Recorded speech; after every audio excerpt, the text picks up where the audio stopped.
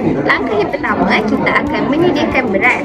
Bahan yang diperlukan ialah 1 kilo beras dan 1.5 liter air tanpa klorin.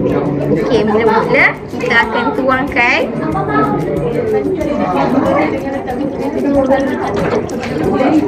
kita akan basuh beras ni dan kita akan menggunakan air basuhan beras yang pertama.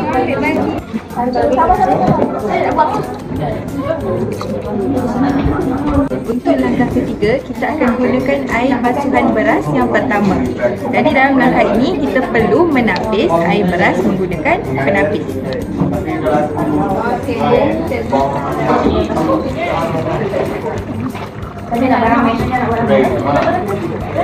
Seterusnya, kita perlu masukkan air beras basuhan pertama tadi sebanyak 1 liter.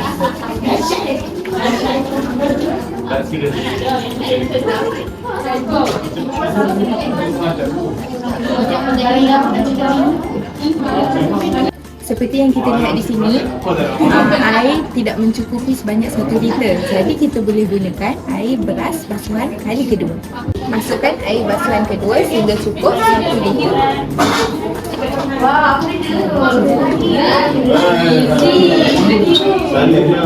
Seterusnya, kita masukkan 2 sudu gula merah ke dalam air basuhan beras.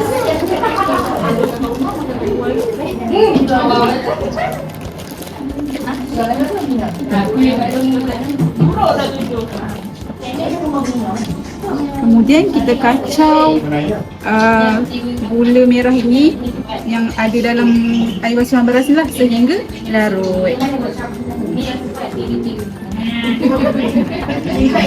Kemudian kita tuangkan air basuhan beras yang telah dicampurkan dengan gula merah ke dalam botol yang telah disediakan dengan menggunakan corong untuk mengelakkan daripada tertumpah.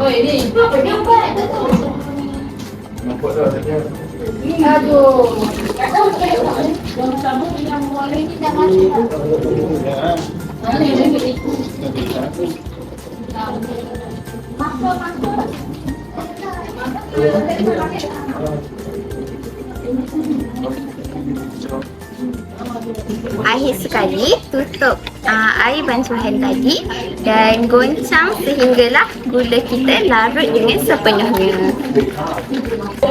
Seterusnya, kita dah boleh label air bancuhan ini dengan nama baja item dan juga ia dibancung untuk tujuan pemerhatian.